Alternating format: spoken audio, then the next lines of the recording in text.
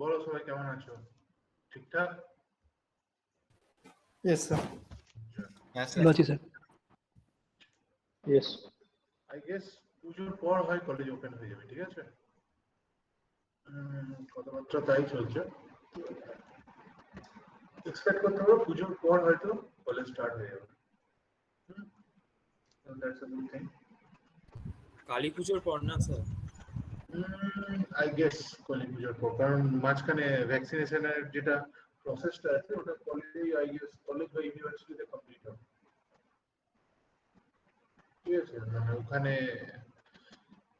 Government থেকে হচ্ছে তোমার কি বলে অ্যারেঞ্জমেন্টস করবে, এবং সেই অ্যারেঞ্জমেন্টটা হচ্ছে তোমার ওখানেই হচ্ছে ভ্যাকসিনেশন করা হবে স্টুডেন্টদেরও হয়ে যাবে ওখানে। আই গেস পুজোর পর স্টার্ট হয়ে যাবে, ঠিক আছে? কালী পুজোই হবে ধরে রাখো। অফলাইন এক্সাম দেবে, অনেকদিন দাওনি তো, অভ্যাস চলে গেছে। তোমরা কি একটা অফলাইন দিয়েছো না দাওনি আদৌ? স্যার ফার্স্ট ইয়ারে দিয়েছিলাম, first sem. First and second sem, right? Second ইয়ারও ইন্টারনাল দিয়েছিলাম। তো সেকেন্ড সেমের ইন্টারনাল দিয়েছিলাম। শুধু ইন্টারনালটা অফলাইন হয়েছিল। আচ্ছা, হ্যাঁ হ্যাঁ হ্যাঁ, সেকেন্ড সেমের ইন্টারনালটা তোমরা দিয়েছো, তারপর থেকে বন্ধ হয়েছে মার্চ 2020, মার্চ থেকে ক্লোজ হয়েছে, মার্চের 15 কি 18 থেকে ক্লোজ হয়েছে। Yes, yes, yes. Okay, so data structure, তাই তো সাবজেক্টটা? Yes, data structure. Yes, sir. Okay, so let's start for data structure. Just remember few things. That is, data structure is basically the base of programming language, and the notes I will provide will be enough for data structure. You don't need to go for anything extra after that. But still, if you guys want to read a particular book, the book should be, I guess, Lipsus. I forgot the name. Just give me a second.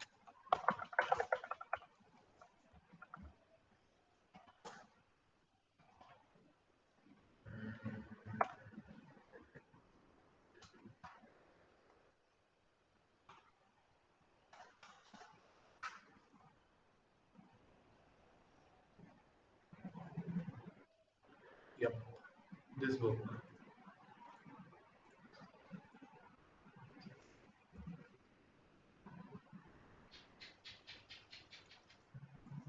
Okay, this book. Data structure. If you want to buy a book and learn it much more thoroughly, you guys can go for this book. Okay, data structure, Lipsus. Got it? Yes, sir. Okay, okay. Chalo, very good. Okay, so let's start. So first day class, I'm not going to talk about too much things. Just let's go with the basics first. What was that book, sir? From SCOM's Outlines? Lipsus, the publisher. Yes, yes. Yes, yes, research. Okay, okay. Yes, yes, yes. Okay, okay, okay. Yes.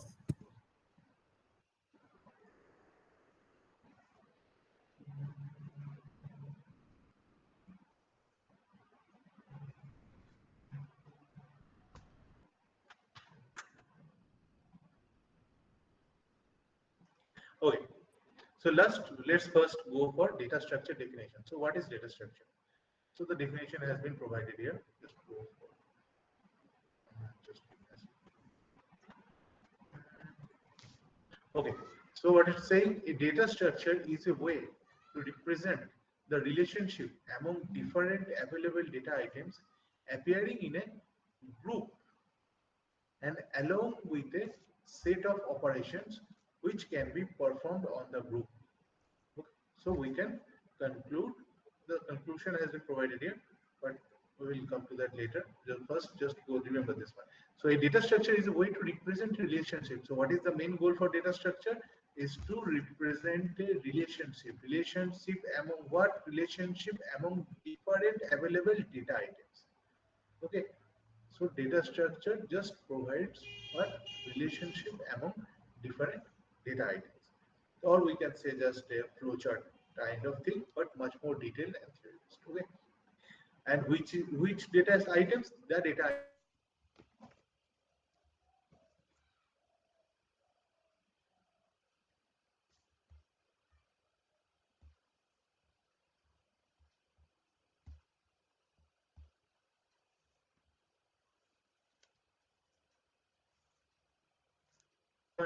So in order to represent these decimal numbers, a data structure will be provided there, and then converting the decimal to binary, another data structure algorithm or relationship algorithm will be here, and then our operation and operation will be performing here, and the flow or relationship among these things will tell you that which particular data structure it is following.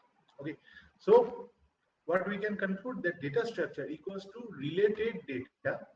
Okay, data structure equals to related data plus allowed operations on them, just like this one. So 2 and 2, these are the related data on which the operation is going to get performed, and this is the allowed operation on them, and this is the particular operation which is going to perform.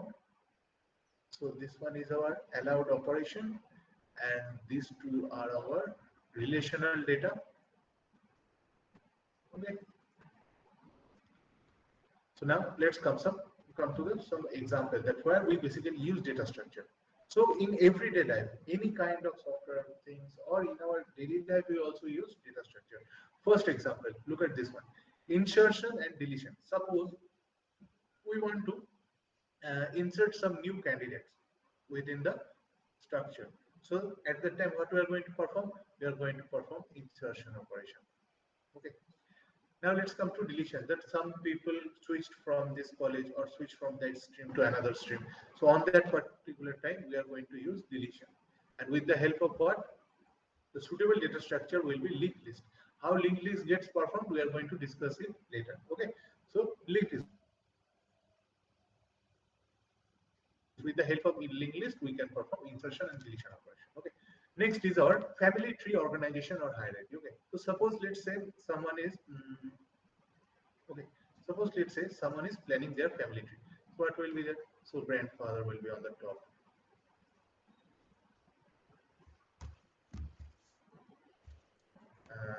And grandmother. Let's put a plus instead of oblique. So GM. Then from there will be their children, and again their children will be having another children.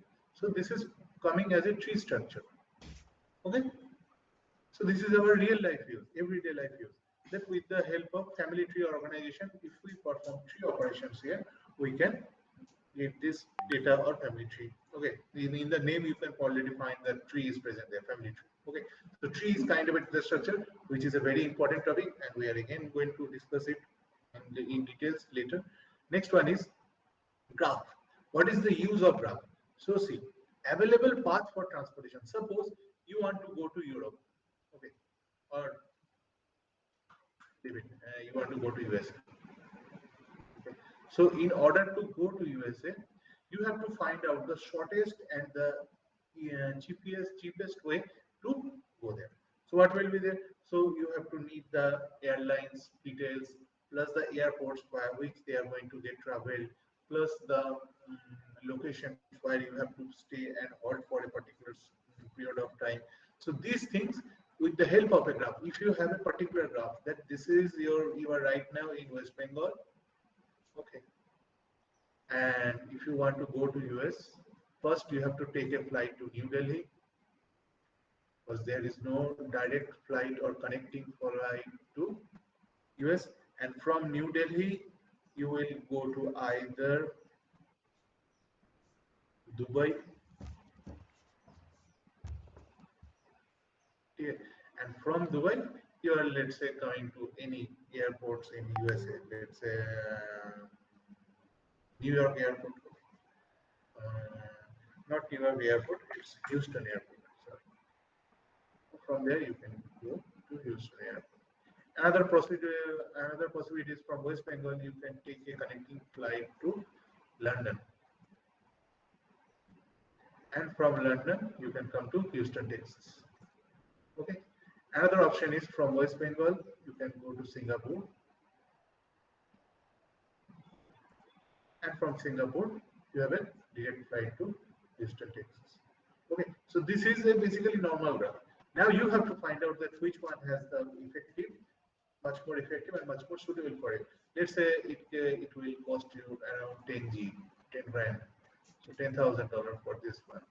Let's say this path costs you near about 11 G. and this path cost you here around 2 and let's say this one takes you 30 hours.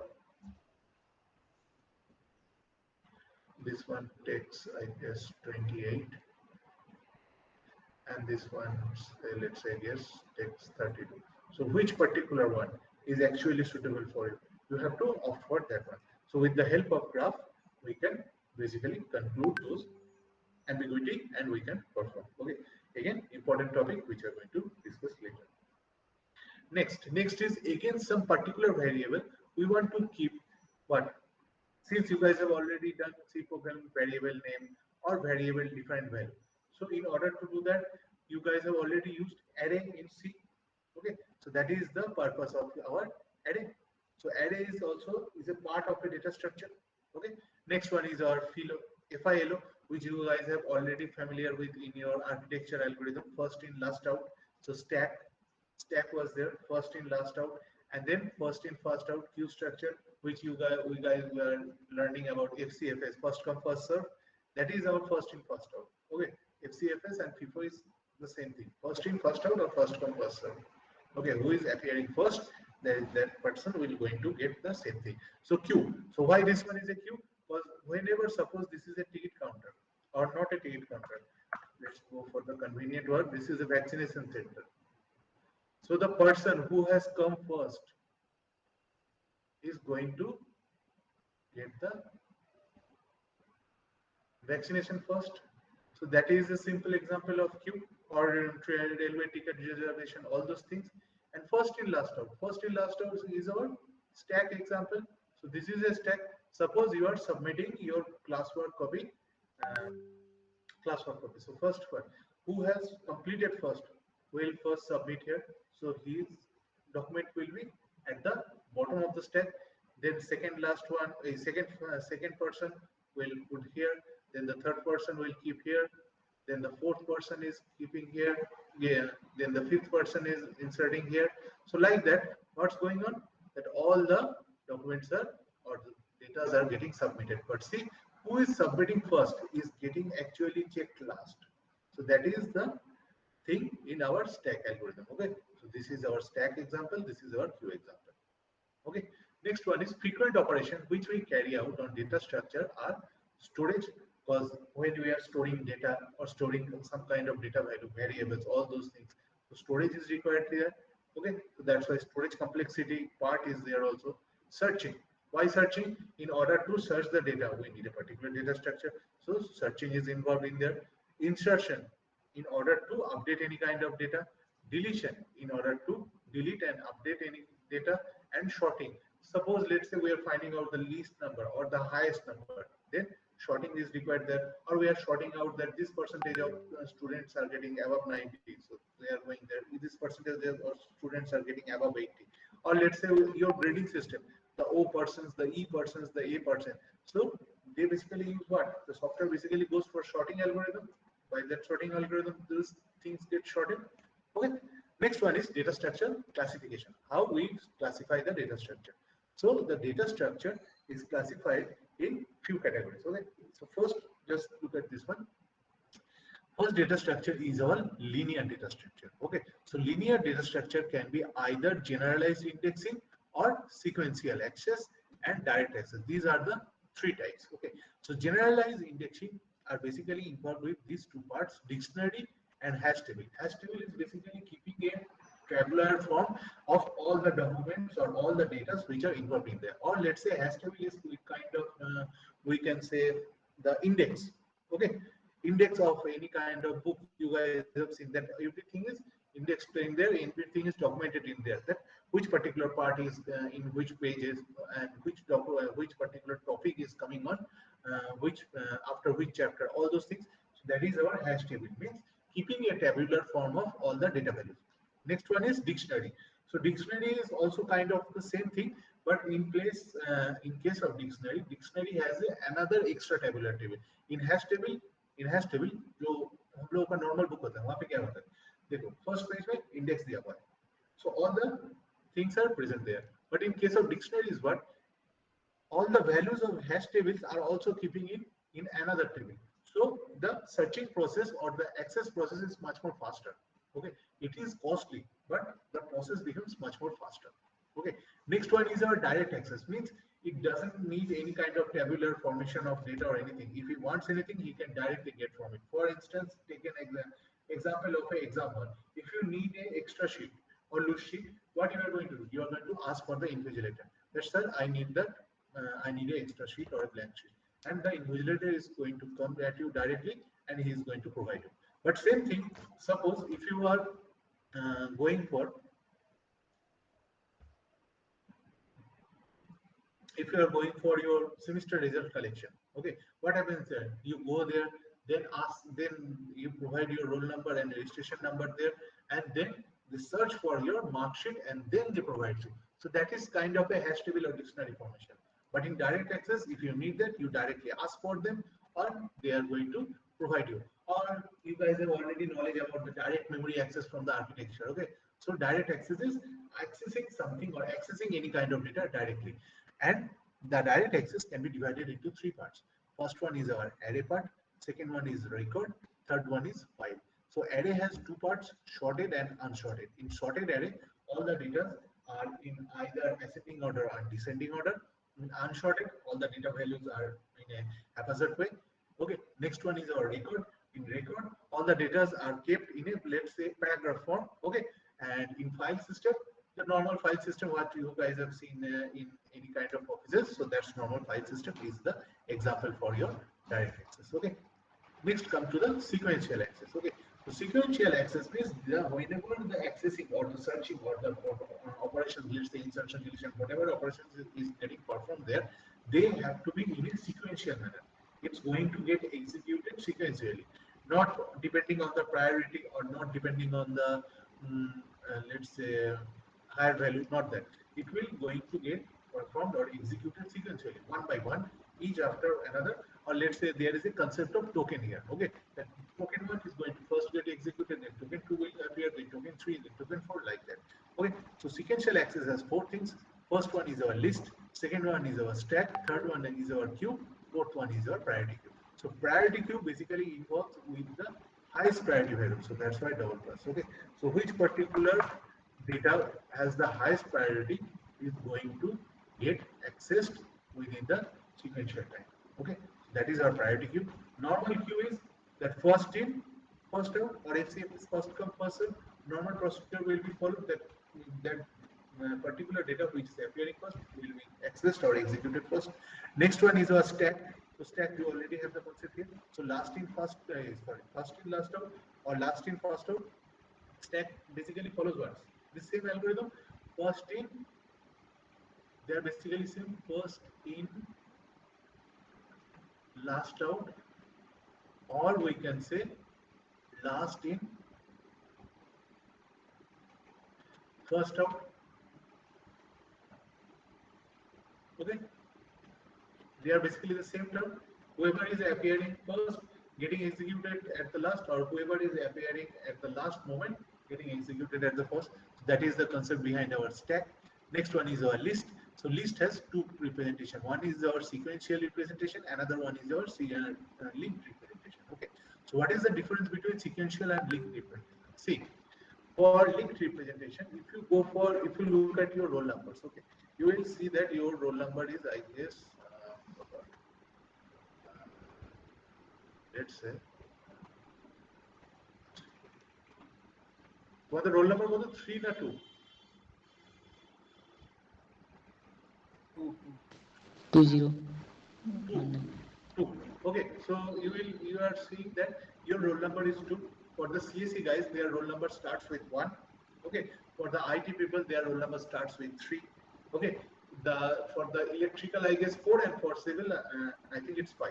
Okay, and for applied, I guess it's 6. So that's the sequential representation.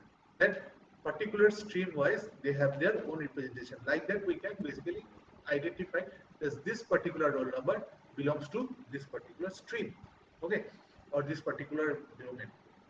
And in case of linked representation is kind of think about like this, that if I want to communicate with any of you, So the best possible, easiest and convenient way for me will be communicating via your CR. So linked representation basically involves linked data. Means in order to reach data number 3, you have to access at least first data 1, then from data 1 you have to go to data 2, and from there you are going to get to data 3.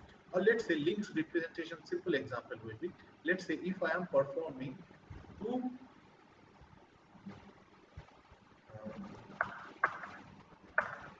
2 into 2 plus 2. So in order to perform this operation, this is a linked operation, because if I don't perform this at first, I can't perform this second operation. Okay, so in order to perform this operation, I first have to get the data of this operation. So when I get the data that yeah, it's 4, then I am going to perform the operation and I am going to get the result. So this is the difference between linked and sequential. But if the operation was like this, so 2 plus 2 plus 2, so it doesn't matter. I can perform here first 4 and then I can add this 2 later and I can get our result. We can get our result like this. But in case of sequential, we have to follow a particular certain rules, and that is our linked representation. That if second result or the second data is connected with the previous one, or we can say that here for this one, the result of the first operation is basically the input of the second operation, which you guys have already also done in our 3 address, 2 address, 1 address, 1.5 by what is 0 address format. Okay, from there the execution or the result of the previous stage was the input for the next stage. Okay, so that is the example of our linked representation. Okay, and then from linear there is collections. Collection is not that much important, and there is another one, that is our non-linear data sets. Okay, so non-linear data sets are basically divided into or categorized into 2 things. Another one is our hierarchical, another one is our group. So group is basically involved with set and graph. Graph you already have seen the result, and set from there you can basically get that. Let's say if we consider this one, so 11G 30 minutes. Okay, so 11G, let's say, let's draw another thing here. I can point at got it.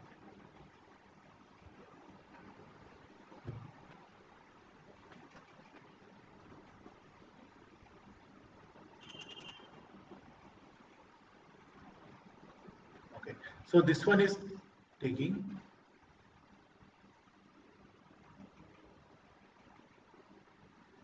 11 by 30. Okay, this one is taking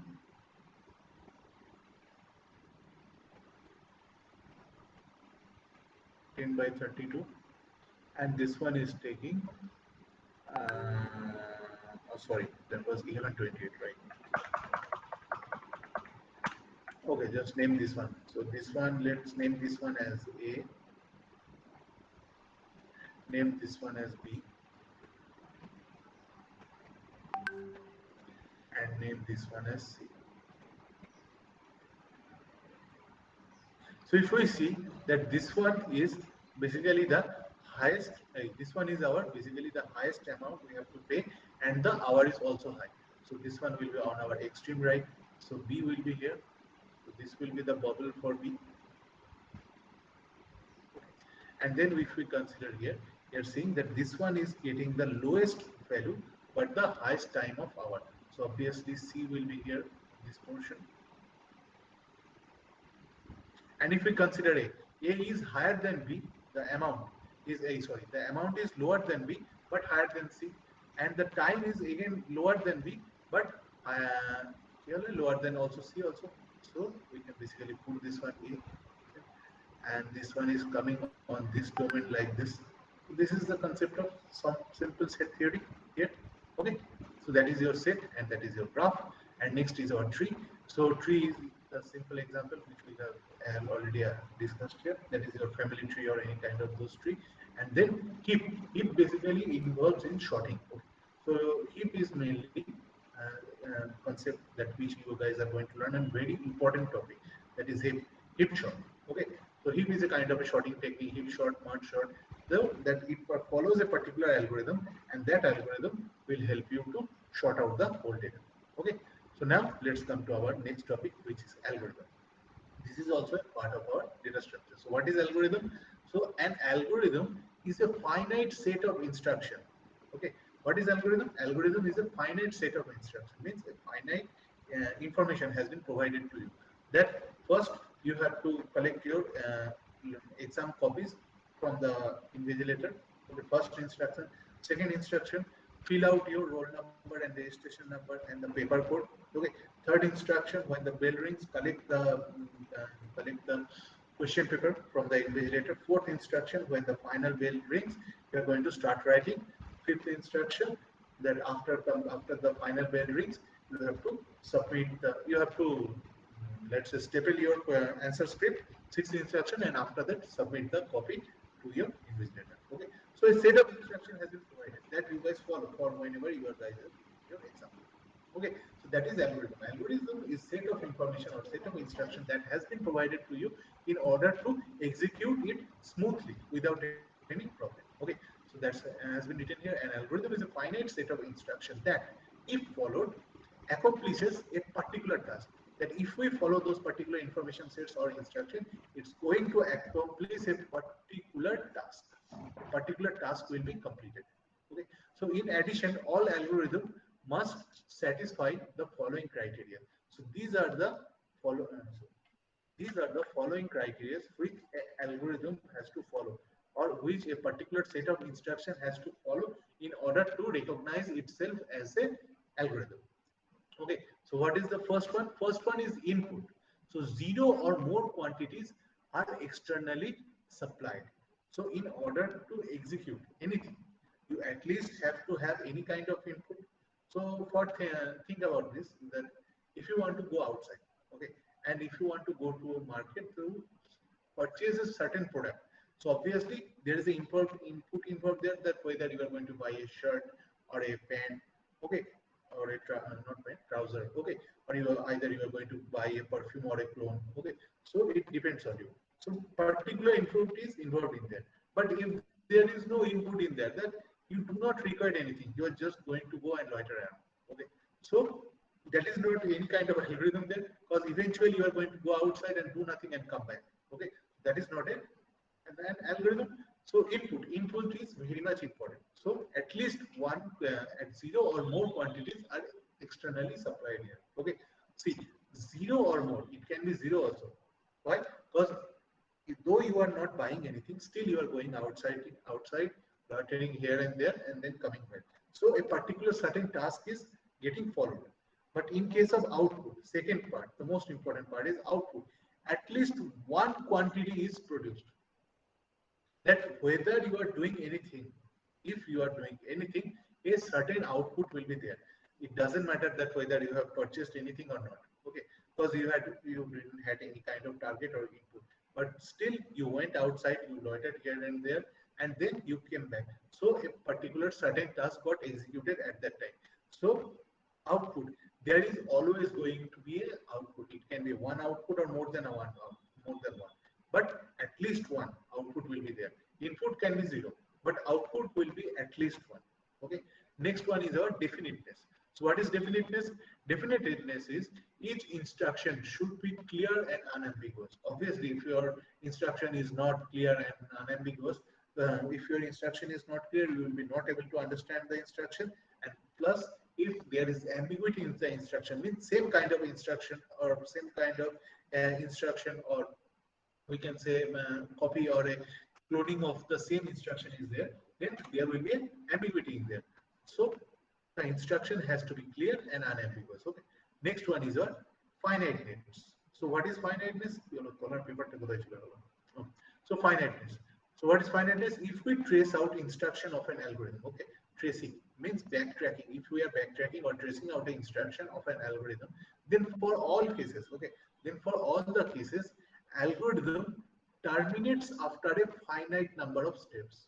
Okay, so this is another important point, that algorithm has to be executed, has to complete itself after a finite period of time. Even let's say somebody, somebody, God forbid, somebody got psychological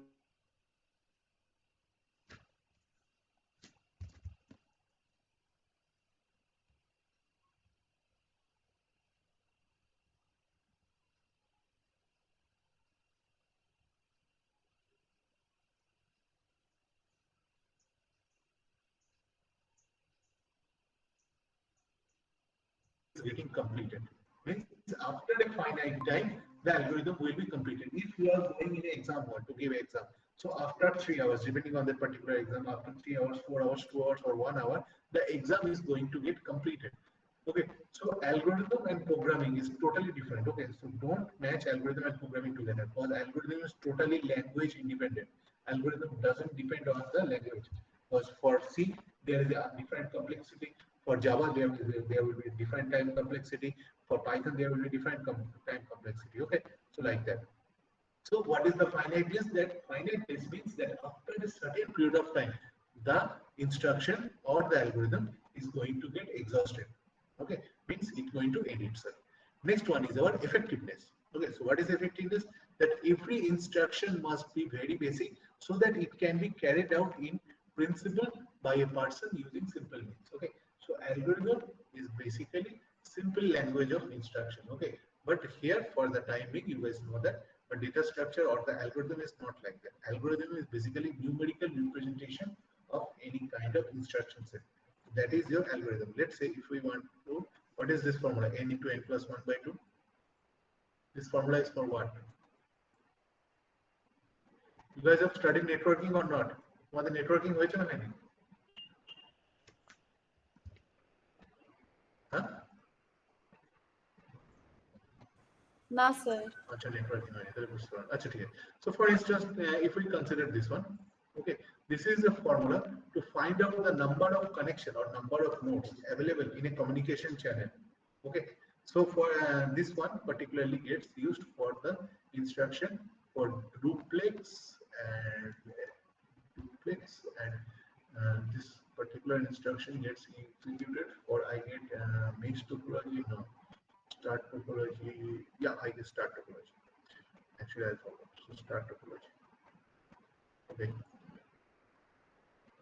So this one, this one, this one, this one, and this one. So these are our node. One node, another node, so another node, another node, and another node. And with the help of this formula, you can basically find out that how many connections are present there. So here there are 5 nodes. So 5 into 5 plus 1 means 6 into 5, 30, 30 divided by 2. So your answer is 15. And if you find out, you will see that 15 connections are already present here. Okay, so that's how we use formula or algorithm. So algorithm is said here that basically it's a simple instruction or that can be carried out in particular person using simple means. Okay. And you guys also remember that algorithm is simple instruction set which has been provided to you in order to understand the whole thing. Okay, but generally algorithm is numerical representation or a formulaic representation of any kind of thing. Okay, so this is our algorithm part. Okay, next part is our space and time complexity. Okay, I have to open it again. Some pages are missing in the plot. Okay.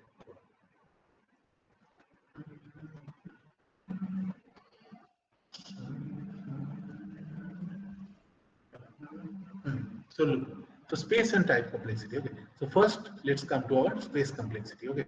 So there are 3 complexities here: space, time, and another one is here. I'm going to discuss it later. First, go for space complexity. So what is space complexity? Space, from the name, you can basically get the idea. The space means it's basically involved with memory. So space complexity is what? So space complexity is defined as the process of determining a formula for prediction of how much memory space will be required for the successful execution of the algorithm. Okay, so that is your space complexity. Space complexity will finally tell you that in order to execute that algorithm, that how much memory space will be minimum requirement. For instance, let's say if we go for let's say crisis. Crisis 4. Okay, not crisis 4. Let's Far Cry. Far Cry 6.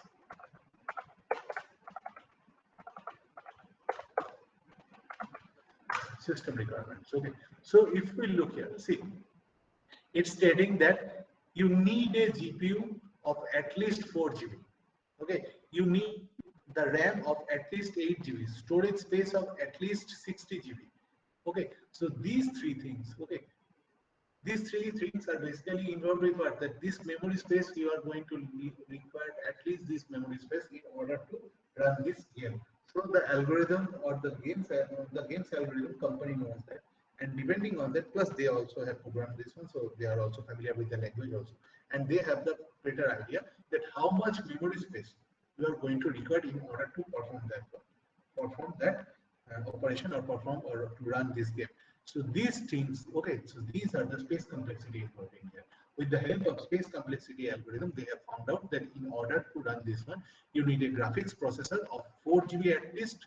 Okay, and there is a series also involved here, but series is not the main target here right now. Just look at the memory space that you need at least 4 GB GPU. Okay, graphics processor.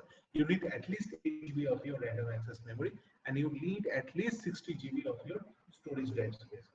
Okay, so that is the space complexity. Okay, so next we are coming to okay, and another thing is provided the memory space we generally consider is space of primary memory. Okay, the memory space we generally consider is the space of primary memory. So if we look at this particular instruction, so here the RAM is our primary memory plus GPU is also kind of primary memory. Okay, because all these two basically involved with the thing that going to run your system. Okay, so next one is our time complexity. Okay, so what is time complexity? Same like space complexity means with the help of this algorithm, we are going to find out that how much time it required in order to perform the tests. Okay, for instance, before going through the details, you guys have already seen that whenever your Windows gets updated, or whenever your mobile Android or mobile iOS is getting updated, okay, you can see that before starting the restart process or before starting the updation process, it gives you a certain amount of time that in order to perform this task, I am going to require 30 minutes. Or think about the whenever you are performing any kind of antivirus operation you are running. Okay, so let's say if I am running this antivirus operation, so virus and threat protection, and if I went for Quicksell. Okay, so see, estimated time has been provided here. Okay, so that is your time complexity. Means it's telling you that within that period of time, the whole scanning process will be completed. Okay, that is your time complexity. So just go through the theory. The time complexity is defined as the process of determining a formula for total time required towards execution of the algorithm, of that algorithm. In order to execute that particular algorithm, how much time we are going to get.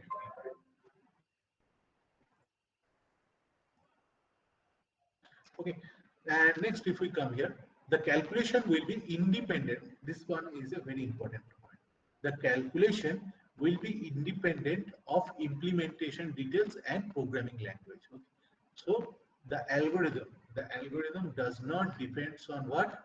Does not depends on programming language and implementation details, which I was saying before that it depends on the programming language.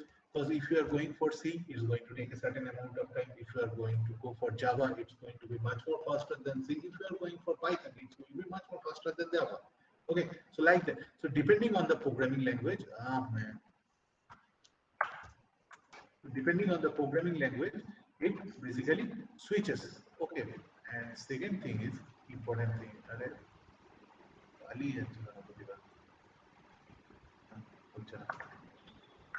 Okay.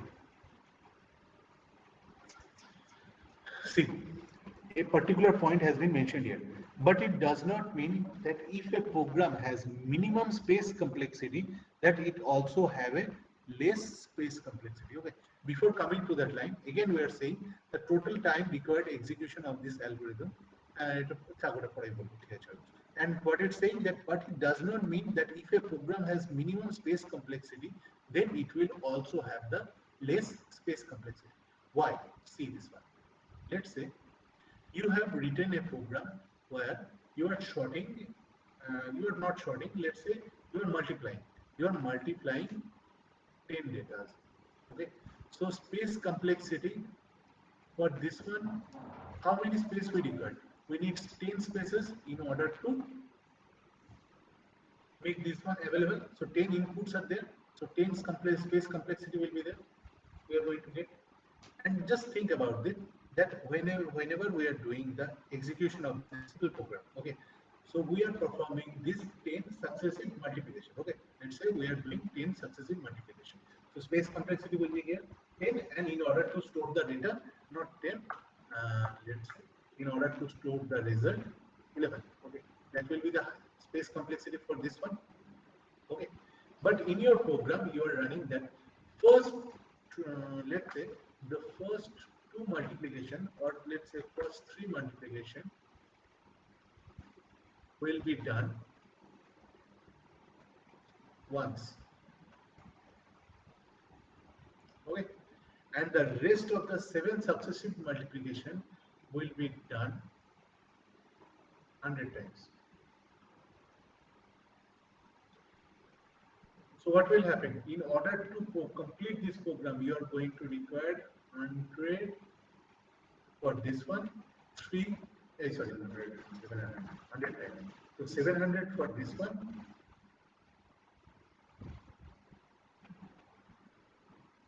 then 3 for this one,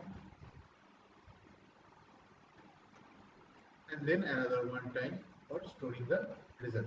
So 700 times 700 amount of time, or 700, let's say quantity. Okay, certain quantity of time will be required in order to execute this process 700 times. Okay, and again this process is normal, it's going to take 3 quantity only, and again another quantity will be required in order to store the data. So see, same data, only 10 data we are working on, but here the instruction is different. So that's why this last line has been provided here.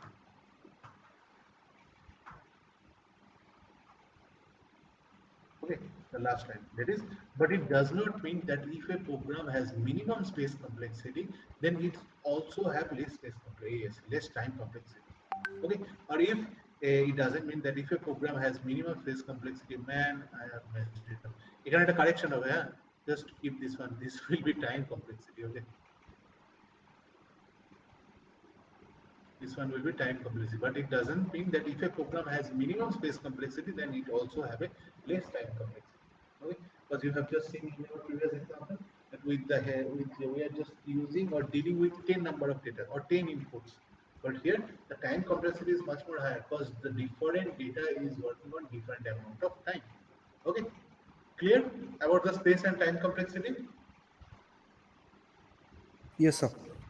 Yes, sir. Yes, sir. Very good. Okay, next is our interface. Yep, this one.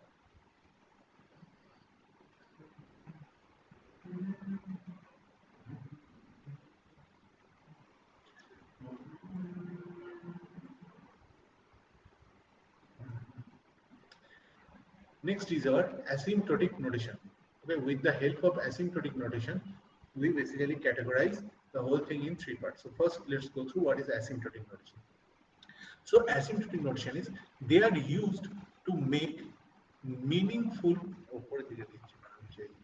they are used to make meaningful statements about the efficiency, about what? About the efficiency of an algorithm. Okay, this notation helps us to make approx but meaningful assumption about the time and space complexity. Okay? So with the help of asymptotic notation, you can basically get the assumption. Okay, not actual or proper assumption, but we are about close. Okay, that how much time and space complexity will be involved in particular program, or we can say for this particular example. Okay, so how we are getting this one? So this one, look at this one. That it's saying that it requires CPU AMD Ryzen 3 1200 main or i5 series. Okay, but this one is not the main important thing. The main important thing is here that 3.1 gigahertz processor speed, or if you are going for this one, so 3.2 gigahertz processor speed means whatever it is, it has to be more than 3.1 gigahertz. Okay, and depending on the core also. Okay, so why this one is mentioned? Why this clock speed has been mentioned here? The reason behind this clock speed was depending on the standard clock bits, it's going to execute on a certain time. Okay, simple example, just think about it, that if 5 people takes to complete a wall in 10 days, then how much time one people is going to take complete that particular wall.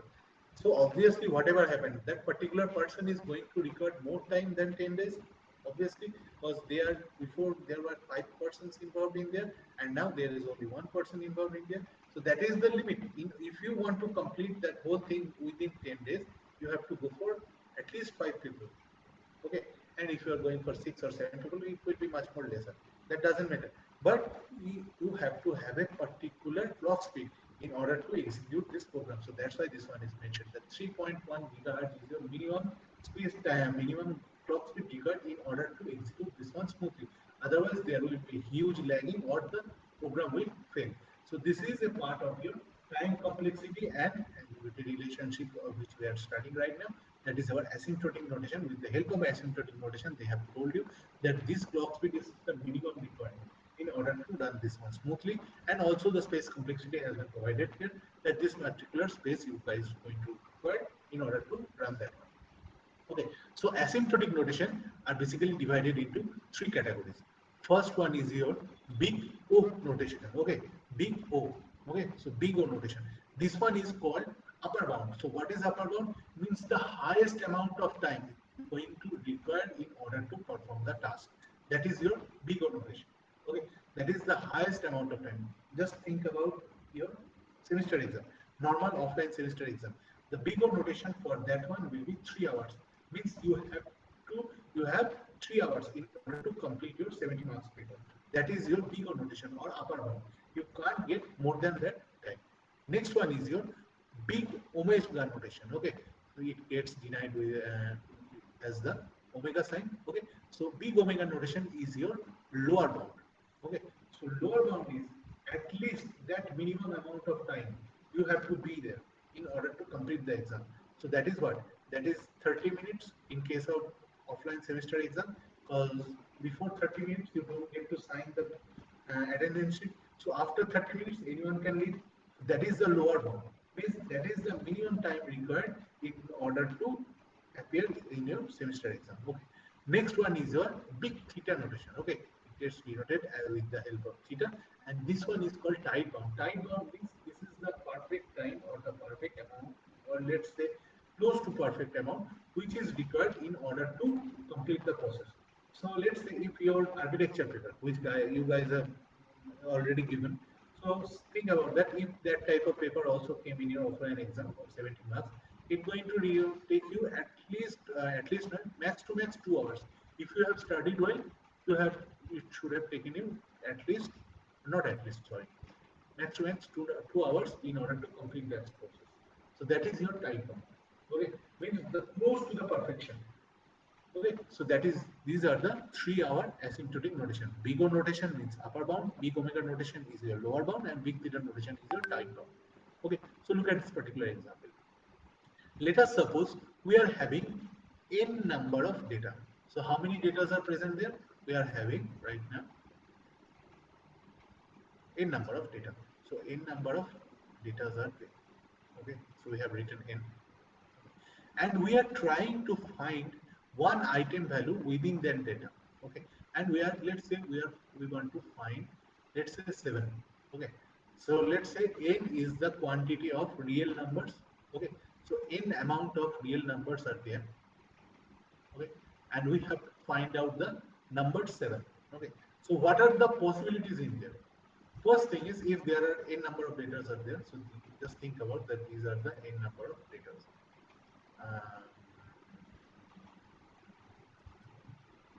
These are the n number of data. So the worst case scenario will be what? Computer will first start searching for that particular number. Okay. So the worst case scenario means the upper bound will be what? That the number 7 is not present on the first line, and it also not present on the first above the second line.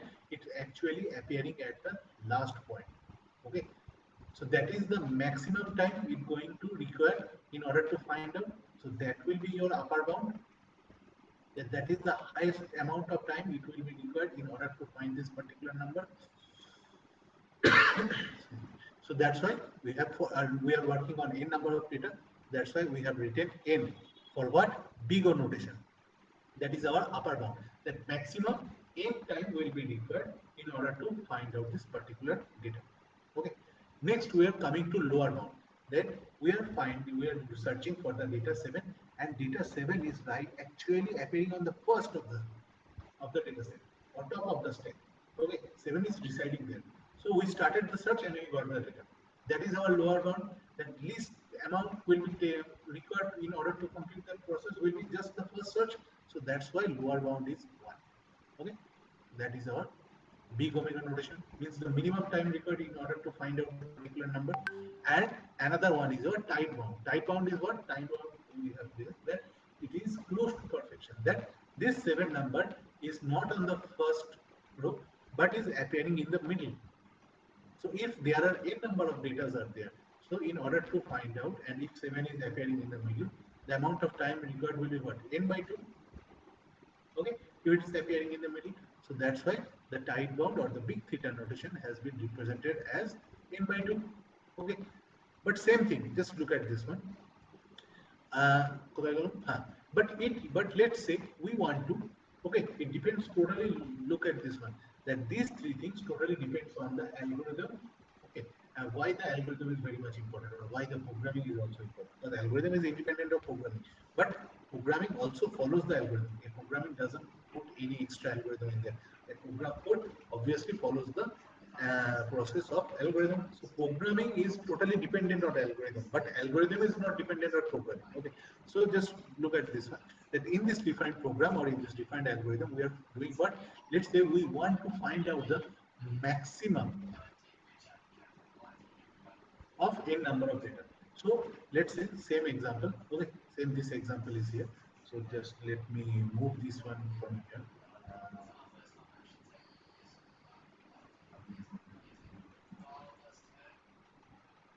And it's small.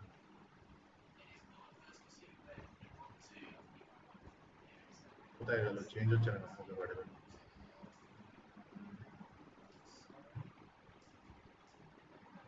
Okay, and just let's remove this one also.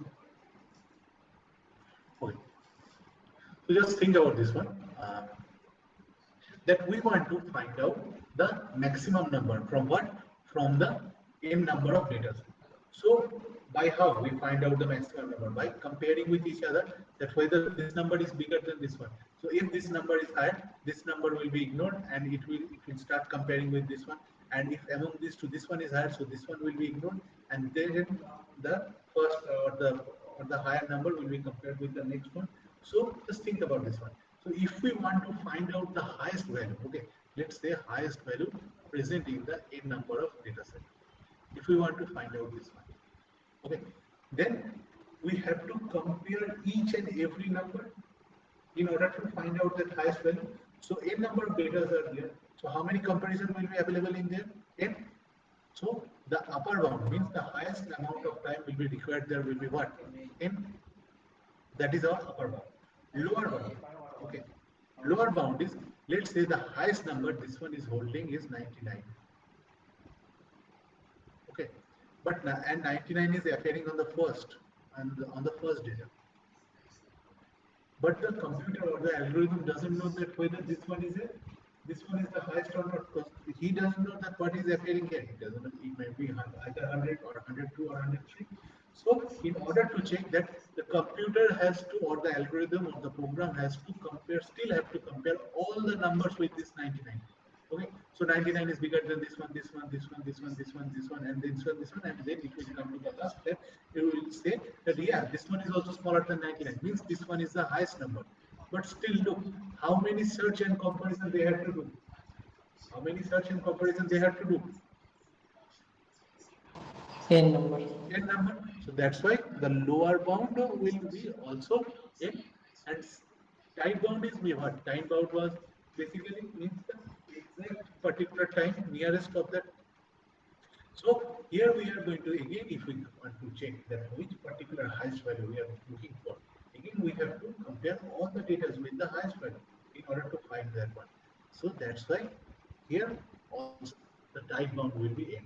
So see, this asymptotic notation totally dependent on what? Totally this one depends on the algorithm.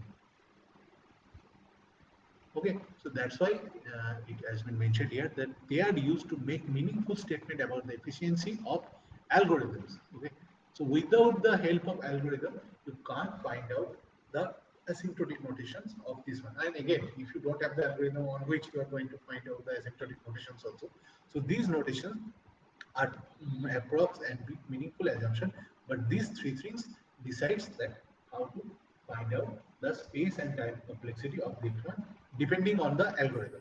Okay, so these are the three main things, and then we are going to study about space and time complexity of big O notation, big theta omega notation, and then big theta notation is also there. But today is the first class, so প্রথম দিন আর বেশি জ্বালাবো না, অত্যাচার হয়ে যাবে। ঠিক আছে না, পড়ি দেবো। স্যার মানে আমরা কি ডিএসএ এমনি মানে আপনি কিছু মানে কি বলবো মানে ল্যাবের মতো করে কিছু পড়াবেন কি এরকমই মানে থিওরি হিসেবে পড়বো? দেখো তোমরা এটা পড়বে, ডিএসটা হচ্ছে ডেটা স্ট্রাকচারে, ঠিক আছে? এবার ডেটা স্ট্রাকচারের তোমার যা কিছু থিওরি আছে, থিওরি আমি তোমায় বলে দেবো, ঠিক আছে? প্রোগ্রামিং আছে, প্রোগ্রামিং আমি তোমায় দেখিয়ে দেবো। তারপরে তোমাদের প্র্যাকটিস করতে হবে, নাহলে হবে। হ্যাঁ, আমি প্রোগ্রামিং এরই কথাগুলো বলছি। মানে আপনি কি এমনি থিওরি ভাবেই বোঝাবেন না আপনি মানে আইডিতে করে দেখাবেন যে আমার এখানে প্রোগ্রামিং গুলো দেখো, প্রোগ্রামিং গুলো আমি এখানে তোমাদের থিওরিতে নোটসে আমি দিয়ে দেবো, হ্যাঁ, প্রোগ্রামিং গুলোই দিয়ে দেবো এবং প্রোগ্রামিংটা এক্সপ্লেনও করে দেবো। তারপরে তোমাদের কাজ হচ্ছে বাড়িতে প্রোগ্রামটা রান করা, এই প্রোগ্রামিংটা দিয়েও দেবো, ঠিক আছে? সেটা মানে যেমন আপার বাউন্ড লোয়ার বাউন্ড মানে এগুলো তো মানে এত থিওরিটিক্যালি ওইভাবে পড়লে তো বোঝা যাবে না। আপার বাউন্ড লোয়ার বাউন্ড তোমাদের প্রথম কথা বার করার দরকার পড়বে না, ঠিক আছে?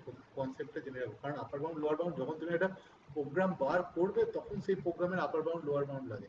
তুমি নর্মাল সি প্রোগ্রামিং করছো, সি প্রোগ্রামিং এ upper bound lower bound check করার কিছু দরকার নেই। না মানে যারা অন্য ল্যাঙ্গুয়েজে করছে, মানে ধরুন আপনি বাইনারি সার্চ যদি ইমপ্লিমেন্ট করছে, ঠিক আছে, বাইনারি সার্চ ইমপ্লিমেন্ট করলে ওর যে আপার বাউন্ড আর লোয়ার বাউন্ডটা দরকার, ঠিক আছে? ওটার বেসিক্যালি যে ম্যাথটা দরকার, সেই ম্যাথটা আমি তোমায় বলে দিলাম, অ্যালগরিদমটাও তোমায় বলে দিলাম, প্রোগ্রামটা তোমায় নিজে বানাতে হবে। প্রোগ্রাম আমি যদি বলে দিই তাহলে তুমি প্রোগ্রামিং শিখবে না। তাহলে স্যার গ্রাফ আর ট্রি ওগুলো থিওরি ভাবেই আপনি বলে দেবেন? গ্রাফ আর ট্রিটা অবশ্যই তোমার তো ওখানে, ওগুলো তো প্রোগ্রামিং হবে না এখন। তোমরা সি এর প্রোগ্রামিং করোনি তো গ্রাফ আর ট্রি? না, গ্রাফ ট্রি তো দূরের কথা, অ্যালগরিদমের মতো তেমন কিছু পড়াই হয়নি, বা মোটামুটি ওই বাবল শর্ট ওইসব হয়েছিল শুধু। স্যার কয়েকটা ল্যাব ক্লাস নিলে স্যার ভালো হয়। এই করিয়েছিল স্যার, কিন্তু শেষের দিকে করিয়েছিল কিন্তু বুঝিও সেরকম ভাবে কিছু হয়নি। দেখো প্রোগ্রামিং আমি সব কটা ধরো বাবেল শর্ট, মার্চ শর্টের প্রোগ্রামিং কিভাবে লিখতে হয়, অ্যালগরিদম সব দিয়ে দেবো, ঠিক আছে? কিন্তু প্রোগ্রামিং আমি তোমায় করে দেখাবো না, কারণ প্রোগ্রামিং আমি করে দেখালে তোমরা শিখবে না। এবং তোমরাও একটা জিনিস মাথায় রাখবে, don't search for the programs in YouTube. Okay, ইউটিউবে সার্চ করবে না, কারণ পেয়ে যাবে, ঠিক আছে? প্রোগ্রামিং ইউটিউবে সার্চ করলেও পেয়ে যাবে তুমি। হ্যাঁ মানে ইমপ্লিমেন্টটা আমাদেরকে নিজে থেকে করতে হবে তো? হ্যাঁ, আমি যদি ইমপ্লিমেন্ট করি তাহলে তোমাদের খুব না একটা ঠিক আছে, অবশ্যই ইমপ্লিমেন্ট করে নেবো, কিন্তু মানে জিনিসটা বোঝার জন্য বলছিলাম আর কি। আর বুঝিয়ে আমি পুরো দেবো। এই দেখো আমি তোমায় অ্যাডিশন কিভাবে হয় সেটা আমি তোমায় শিখিয়ে দিলাম, এবার অ্যাডিশনটা তোমাকে বাড়িতে প্র্যাকটিস করতে হবে। স্যার লজিকটা সেট আপনি ধরিয়ে দেবেন, আমরা ইনফরমেশনটা স্যার হ্যাঁ, লজিকটা বলে দেবেন। এটা আবার তোমাদের বলার কি আলাদা হবে। লজিক তো বলে দেবো, প্রোগ্রামিংটাও আমি দেখিয়ে দেবো, সিউডো প্রোগ্রাম দেবো, ঠিক আছে? প্রপার প্রোগ্রামিং দেবো না, আমি দেবো তোমাকে সিউডো প্রোগ্রাম। আর স্যার যদি মানে মার্জ শর্টের হচ্ছে উপর, তোমাকে অ্যাডজাস্ট করতে হবে। আচ্ছা মার্জ শর্টের উপর বা কুইক শর্টের উপর ধরুন কোনো প্রবলেম প্রতিটা আছে, শর্টের উপর থাকবে। হ্যাঁ, তো যদি কোনো ওর তার উপরে প্রবলেম করতে গিয়ে ধরুন অসুবিধা হয়, তখন কি আপনি সেগুলো বলে দেবেন? হ্যাঁ, কেন বলবো না, যাও বাবা। আচ্ছা ঠিক আছে। কথা হবে। কিন্তু ওটা প্রবলেম দেখো, March short, insertion short, selection short, bubble short, এই যে শর্টিং অ্যালগরিদম আছে, এই শর্টিং অ্যালগরিদমে মেইনলি কাজে লাগে হচ্ছে কনসেপ্টটা, আর কোনো কিছু কাজে লাগবে না। ঠিক আছে, কনসেপ্টটা তোমার কাজে লাগবে। এবার তুমি কোনো একটা প্রোগ্রামিং করছো, সেখানে হচ্ছে শর্টিংটা তুমি কাজে লাগাচ্ছ, যে ওই শর্টটা কিভাবে হবে। ঠিক আছে, মানে সবার এক কিছু হয় না। ধরো মার্জ শর্ট হয়, ধরো আলাদা, যে দুখানা ডেটা সেট থাকবে একসাথে মার্জ হবে, ওটাতে আমি হচ্ছে ডিস্ট্রিবিউট করলাম। আবার এক ধরনের শর্ট আছে যে মাঝখানে ডেটাটাকে হচ্ছে কালেক্ট করে। Let's say there are 10 number of data are there, and it's going to select the number 5th and 6th data, either 5th or 6th. A particular data has been chosen, and it will start comparing each of the data with private এলিমেন্টের কথা বলছেন? একদম। ঠিক আছে, and it's going to compare itself, and then it's going to sequentially distribute itself. Okay, so depending on this, এবার কি হলো, এই লজিকটা তোমরা বুঝে গেলে। এবার লজিকটা বুঝে যাওয়ার পর তোমাদের কোথাও কাজে লাগলো, তুমি সেখানে ইউজ করলে। প্রপারলি তোমাকে কখনো কোনোদিন কোনো ইন্টারভিউ বা এক্সামে বলবে না যে তুমি মার্জ শর্টের প্রোগ্রামিংটা লিখে দেখাও বা বাবল শর্টের প্রোগ্রামিংটা লিখে দেখাও। তোমাকে হয়তো বললো short this numbers in a ascending order. এবারে হচ্ছে তুমি ডিসাইড করো যে তুমি ওখানে সিকোয়েন্সিয়াল শর্ট চালাবে, মার্জ শর্ট চালাবে, বাবল শর্ট চালাবে, ইনসার্শন চালাবে। ইনসার্শন দরকার নেই ওটা, ঠিক আছে। বা তোমাকে একটা ডেটা সেট দিয়ে দিল that there are 10 numbers are there, and you have to insert this 2 numbers in there, or the data set has been provided that there are 10 data sets in there, and you have to delete a single data set. হ্যাঁ, তখন তো link list implement করতে হবে না অবশ্যই, কিন্তু link লিস্টের মানে থিওরি মানে কনসেপ্টটাকে লাগিয়ে প্রবলেমটা সলভ করতে হবে। কিন্তু আসলে আজকাল ডিএসএ রাউন্ড গুলো এমন করছে কি মানে ভয় লাগছে, জানি না কি দেবে না দেবে কিছু। তো আজকাল সার্ভিস বেসডেও ছাড়ছে না। সার্ভিস নেক্সটও ছাড়ছে না। তোমাদের কোথায় এরকম কোশ্চেন জিজ্ঞেস করছিল? জানি না, আমাদের টিসিএস এ এবারে মানে ওরকম মানে উপর থেকে তো টাইম লিমিট দিয়ে দিয়েছে না, আমি জানতে পারি ফ্রেন্ডসরাই আমাদেরকে মানে সবাই ডিসকাস করলাম যেগুলো জানলাম, মানে টাইম লিমিট দিয়ে দিচ্ছে যে মানে টাইম লিমিটটা ক্রস হয়ে গেলে আপনি আর সেই প্রিভিয়াস কোশ্চেনটা আবার ঘুরে আসতে পারবেন না। ধরুন 5 মিনিট টাইম দিয়েছে, তো 5 মিনিটের মধ্যে করলেন না করলেন আগে বেড়ে গেলেন, আপনি আবার প্রিভিয়াস কোশ্চেনটা গিয়ে আবার দেখতে পাচ্ছেন না। হ্যাঁ, সেটাই তো হয় তোমার কম্পিটিটিভ এক্সামে, তাতে তুমি আগের কোশ্চেন ফিরতে পারবে না। যাই হোক, খুব বাজে অবস্থা হয়ে গেছে। বাজে অবস্থা হয়নি, ওটা ঠিকই আছে। এবার তুমি দেখো ডিফারেন্সটা হচ্ছে এটা, ওটা যখন হচ্ছে সার্ভারে বসে করছিল বলে ওরকম হচ্ছে, কিন্তু এখন যা সিস্টেম চলে এসেছে এরপর থেকে অনলাইনেই হবে, কারণ রিসোর্স অনেক কম খরচা। তো তোমরা ধরে রাখো যে ওই প্রসিডিওরই হবে। এইবারে যারা হচ্ছে তোমরা 2021 পাস আউট যারা হচ্ছে বেরোচ্ছে, তারা যে প্রসিডিওর করেছে তোমরাও সেম প্রসিডিওরে পরীক্ষা দেবে, আলাদা কিছু প্রসিডিওর পাবে না। ঠিক আছে, যে তোমাদের সময় মানে আগে কি হতো, কোম্পানি কলেজে আসতো, হ্যাঁ ইন্টারভিউ প্রসেসটা করবে আলাদা করে, সেটা ব্যাপার নয়, বাট তুমি এক্সামটা ধরো ওইটাই হবে, ওই টাইম সেটাই হবে।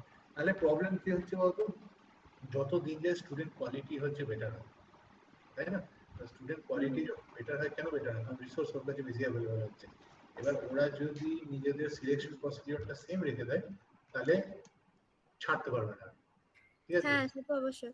না আসলে আজকাল কোম্পানির মানে যে আইডি হ্যান্ডলার গুলো হয় সেগুলো এত বাজে হয় যে ওগুলোর মধ্যে মানে আমি যদি মানে একটা নর্মাল একটা কিছু দিই, সেই জিনিসটাও মানে মানে বিটস মানে stdc++.h টাও যদি দিই, তো ওইটাও কিন্তু মাঝে মাঝে কোনো কোনো মানে কম্পাইলার নেয় না। করে না, এইটাই হচ্ছে, তো এটা হচ্ছে বাজে একটা রকম ব্যাপার। হয়ে গেছে, তো কোথায় কি ইমপ্লিমেন্ট করতে বলে দেবে তার কোনো ঠিক নেই। হ্যাঁ, এটা একটা পুরো factor, ওটা লাইব্রেরির মধ্যে problem। ডিফাইন থাকে না। সে তো হ্যাঁ, সেটা আছে যে তুমি ধরো টার্বো সিতে যেটা রান করবে সেটা ডেভ সিতে হয়তো সেই ইনস্ট্রাকশন নেয় না অনেক সময়। হ্যাঁ অবশ্যই, সেটা ইভেন সিম্পল জিএফজির যেই মানে ইয়েটা হ্যান্ডলারটা কম্পাইলারটা, ওইটাও মাঝে মাঝে এমন ভাবে কিছু কিছু প্রোগ্রামের জন্য সেট করা থাকে যে নর্মাল জিনিসগুলো নেয় না লাইব্রেরিগুলো। ওটা নেবে না, তোমার graph dot C program run করবে না, তোমার হ্যাঁ টার্বো হ্যাঁ, সিতে গ্রাফ ডট সি রান করবে না, তোমার ডেভে রান করবে। হুম হুম হুম হুম। ঠিক আছে, ওটা ব্যাপার না। দেখো শোনো, simple procedure for studying data structure is whatever I am teaching you guys, go through that properly, then go through the Lipsos book.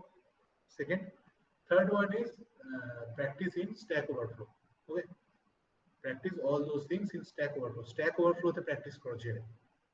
Stack Overflow তে অ্যাকাউন্ট তোমাদের অলরেডি আছে মনে হয়, আমি আগেও বলেছিলাম বানাতে। স্ট্যাক ওভারফ্লো প্র্যাকটিস করব না, সেটার অ্যানসার দেব। হ্যাঁ হ্যাঁ হ্যাঁ, না স্যার, যেটা আটকে যাবো সেটার ইয়েটা পোস্ট করব না, মানে প্র্যাকটিসই করা যায়। না না না, প্রবলেমটা কোথায় বলছি দেখো, ডিফারেন্স হচ্ছে তুমি আমাকে জিজ্ঞেস করার আগে তোমাকে নিজে কেন সার্চ করতে বলছিলাম। If you have any kind of doubt, you can ask me that. Okay, that's different thing. But after facing your first doubt, if you ask me directly, then there are three disadvantages. First, you are losing your property to search or look for anything. Okay, next time যখন তোমার কোনো problem হবে তুমি direct হচ্ছে জিজ্ঞেস করবে, তুমি কিন্তু নিজে সার্চ করবে না। তুমি নিজে সার্চ করলে সেটার সাথে তুমি এক্সট্রা জিনিসও শিখবে এবং সার্চিংটা তোমার বেটার হবে, প্রথম কথা। সেকেন্ড জিনিস, তুমি যেটা হচ্ছে আমি তোমাকে বলবো, স্ট্যাক ওভারফ্লোতে 4-5 জন, আমি একদম সিম্পল ভাষায় বলছি, স্ট্যাক ওভারফ্লোতে তুমি যখন ভুলভাল কিছু করবে, মানে সিম্পল ভুল করবে, 4-5 জনের গালাগাল দিয়ে হচ্ছে তোমাকে বলবে যে এই জিনিসটা ঠিক করে করো, তুমি জিনিসটা অনেক ইজিলি বলবে। এই জন্য একজন টিচার থেকে একজন বন্ধু অবশ্যই বেশি বেটার হয়ে যায়, ঠিক আছে? এটা ফ্যাক্ট, এটা কিছু না। থার্ড জিনিস যেটা হবে, তুমি ওইখানে যে ফল্টটা তোমার দেখিয়ে দেবে, ঠিক আছে? এবার অনেক সময় বেশিরভাগ ক্ষেত্রে প্রোগ্রামিং কম্পাইল না করার বা প্রোগ্রামিং ফেলিওরের সবচেয়ে বড় ইস্যু হয় সিনট্যাক্স এরর। লজিক থেকে আরম্ভ করে সবকিছু ঠিক আছে, কোথাও কমা মিসিং করে দাও, কোথাও টার্মিনেটর করে না, ঠিক আছে? এই ফল্ট গুলো তুমি যদি কখনো টিচারকে জিজ্ঞেস করো, টিচার তো তোমাকে দেখে বলে দিল যে তোমার এখানে ফল্ট আছে, কিন্তু ফল্টটা তুমি যদি নিজে খুঁজে না বার করো, এই প্রসিডিউরটা তোমার কখনো চেঞ্জ হবে না। মানে সিম্পল ধরো, তোমরা তো সেকেন্ড ইয়ার থার্ড ইয়ারে উঠে গেলে, but you guys have studied for JEE main, JEE advance, IISER, then ICAR, NEET, all those things. So first and foremost priority কি ছিল?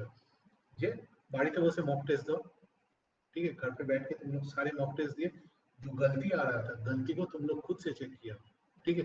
तो जब गलती तुम लोग खुद से चेक करते थे तो पता चल जाता था कि हाँ ये गलती मैंने ये किया है और इसलिए किया हुआ है, so that's my issue, and then you went for that particular topic and you studied that topic and next time you overcome it. কিন্তু একজন টিচার যদি দুম করে খাতাটা দেখে তোমাকে দিয়ে দিল যে তোমার এত মার্কস পেয়েছো এই ওয়েমারে এই জায়গাগুলো বলছো, তুমি ঘুরে দেখবে না। সেই জন্য প্র্যাকটিসের ফার্স্ট এন্ড ফরমোস্ট নিয়ম হচ্ছে নিজে করো, নিজে ভুল দেখো, নিজে ভুলটা দেখে যেখানে ভুলটা হচ্ছে সেটা নিজে খোঁজো, নিজে না পেলে বন্ধুদের সাথে ডিসকাস করো, ঠিক আছে? হোয়াটসঅ্যাপ চ্যাটটা ওই গ্রুপটা ওই জন্যই বানানো আছে। হোয়াটসঅ্যাপ গ্রুপে লেখো, হোয়াটসঅ্যাপ গ্রুপে তুমি লিখেই দেবে, ওখানে 3-4 জন ওখানে কমিউনিকেট করবে যে তোর এইখানে ভুল হচ্ছে, এখানে ভুল হচ্ছে বা ওইখানে ভুল হচ্ছে। ওই যে ওখানটায় বললে তখন তাদের সাথে আলোচনা করলে তুমি জিনিসটা জানতে পারবে, জিনিসটা তোমার ক্লিয়ার হয়ে যাবে। তারপরেও যখন কারোর সাথে হলো না তখন তুমি জিজ্ঞেস করলে আমাকে, আমি তো বলে দিলাম যে এই জায়গায় যাও বা এইখানে তোমার ভুলটা হচ্ছে। কিন্তু ফার্স্ট ইস্যুতেই তুমি যদি আমাকে জিজ্ঞেস করো তাহলে তোমার শিখবে না, কারণ ডেটা স্ট্রাকচার দেখো, তোমরা আইটি ইন্ডাস্ট্রিতেই জয়েন করবে, কারণ কোরে পাওয়া খুব টাফ ব্যাপার। আর দ্বিতীয় কথা, ইন্ডিয়ার কোর মার্কেটটা বাজে, ঠিক আছে? ইন্ডিয়ার core company or the core industry is very much bad, very much, I mean, totally devastated, because 1970s or 80s এ সেমিকন্ডাক্টরের যে ফেলিওরটা হয়েছিল সেটা থেকে এখনো ওভারকাম করেনি ইন্ডিয়া। সো কোর সাবজেক্টে পাবে না, তোমাকে যেতে হবে আইটিতে। আইটিতে যেতে গেলে, আইটি ইন্ডাস্ট্রিতে গেলে you have to learn C, data structure, Python এখন তোমাদের ইন্ট্রোডিউস হয়ে গেছে, পাইথন হচ্ছে নেক্সট সেমিস্টারে পড়বে, এই সেমিস্টারে আছে না পাইথন? হ্যাঁ স্যার এই সেমিস্টার এই সেমিস্টারে পাইথন আছে। তোমাদের মনে হয় ইয়ে নিচ্ছে, সৌরভদা ক্লাস নিচ্ছে নাকি? সৌরভ সামন্ত স্যার, এসএস স্যার ক্লাস নিচ্ছে তোমাদের? হ্যাঁ, সৌরভ সামন্ত স্যার ক্লাস নিচ্ছে তোমাদের। তো সৌরভ স্যার তোমাদের খুব ভালো করে পাইথন পড়াবে, পাইথনটা খুব ভালো করে পড়বে, কারণ এইটাই হচ্ছে তোমাকে অন্য ব্রাঞ্চ থেকে আলাদা করবে। কারণ দেখো, electrical, civil, mechanical, they can also join, anyone can join IT industry, ঠিক আছে? বাট ইলেকট্রনিক্সে তবুও পাইথনটাকে ইন্ট্রোডিউস করা হয়েছে। পাইথনটা যদি তোমার ভালো থাকে তুমি বেরিয়ে যাবে। তোমাদের জাভা ছিল, তাই তো?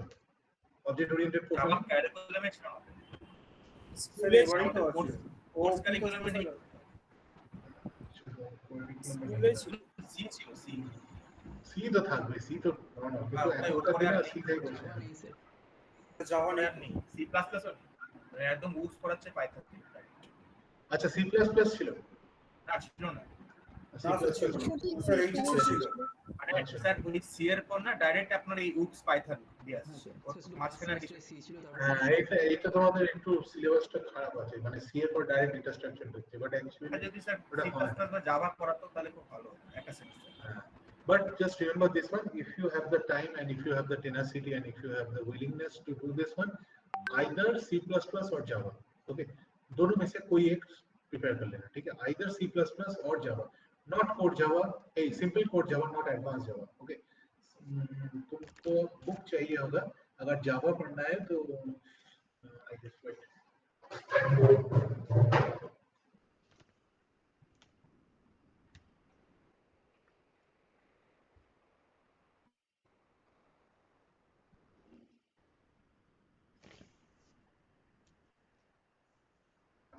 So if you want to Java in a simple way, so this is the book, okay?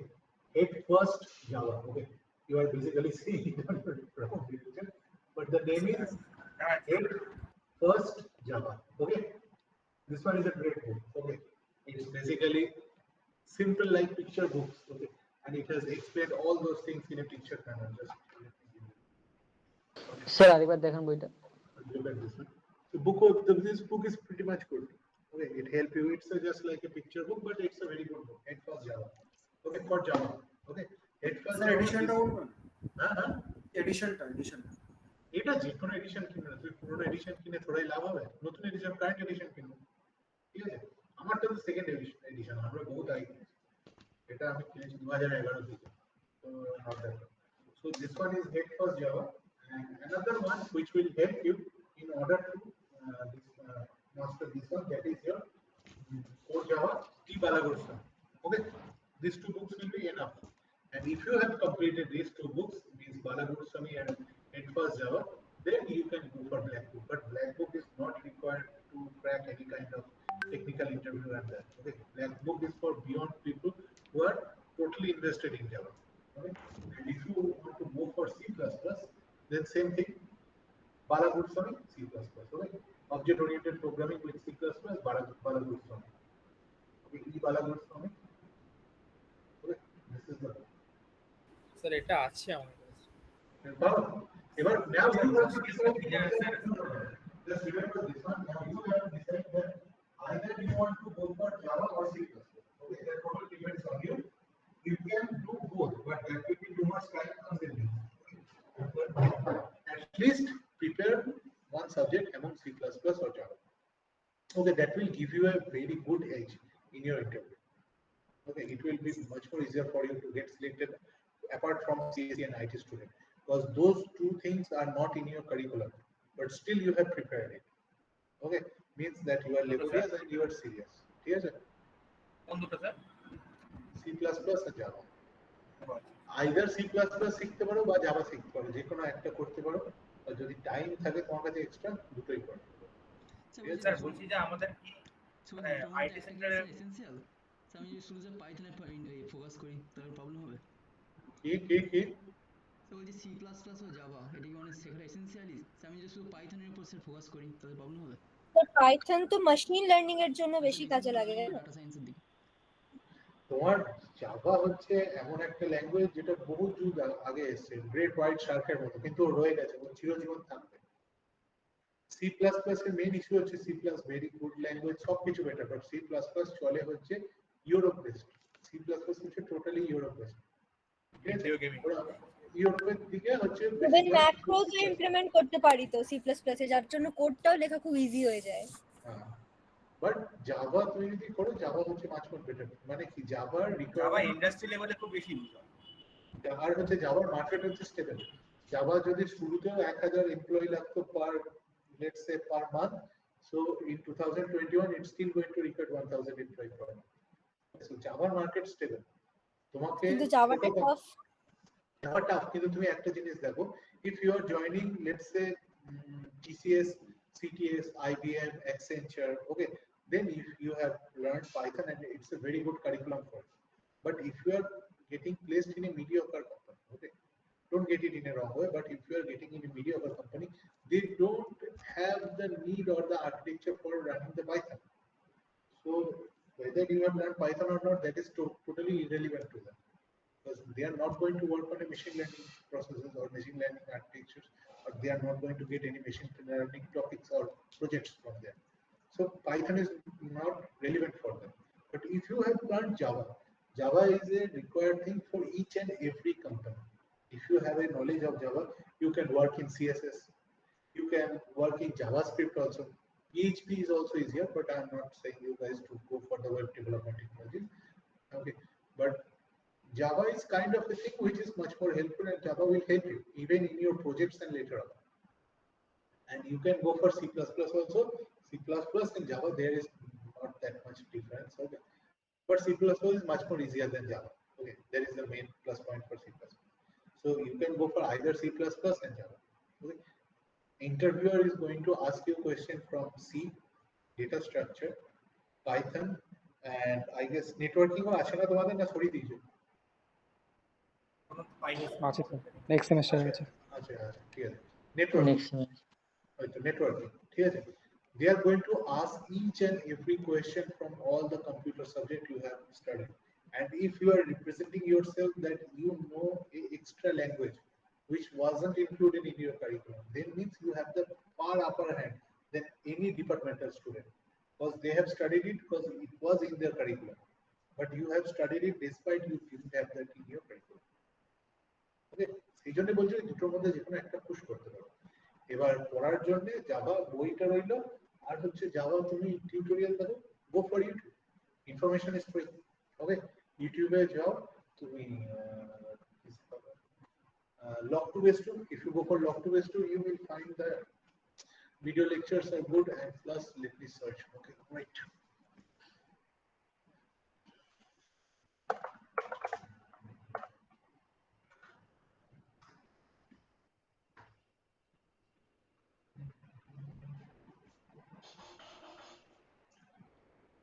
go for this one Nexo Academy these guys provides good lectures Yes, sir. They also good Yeah. electronics lectures also. Nexo Academy these guys are very good I guess their Java programming tutorials will be also good okay so you can go for এডুরেকা আর ইন্টেলিবাট আছে ভালো সানি সে এডুরেকা আর ইন্টেলিবাট Eureka আর Intellivel কি বলছো না YouTube channel সে এডুরেকা আর ইন্টেলিবাট সে আইটি ভালো ভিডিও বানায় কি নাম বলছো স্পেলিংটা বলো সে এডুরেকা স্পেলিং বলো EDUREKA EDUREKA Eureka দেখে নিচ্ছি এইটা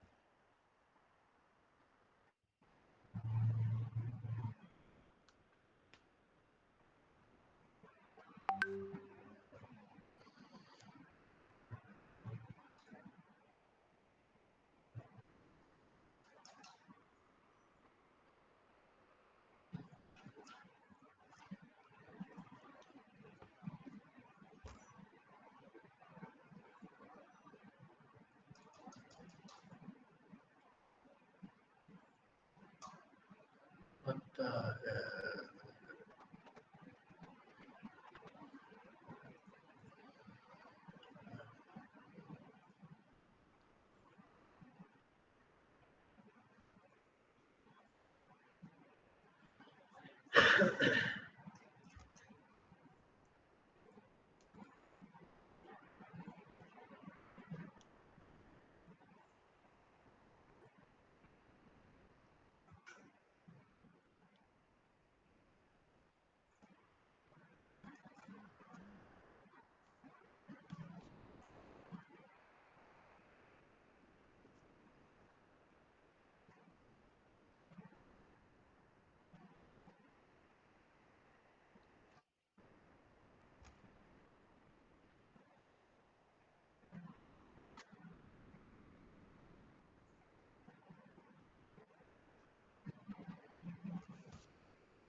ঠিক আছে খারাপ না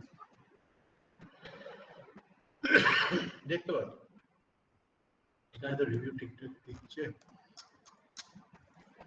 আর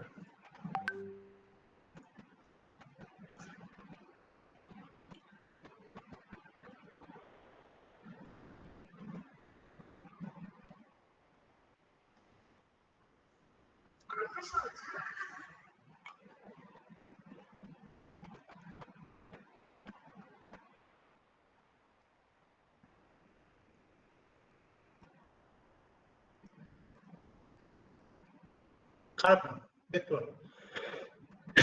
ঠিক আছে স্যার ডেটা স্ট্রাকচার বইটা একবার রিপিট করে দেবেন লিপসোস।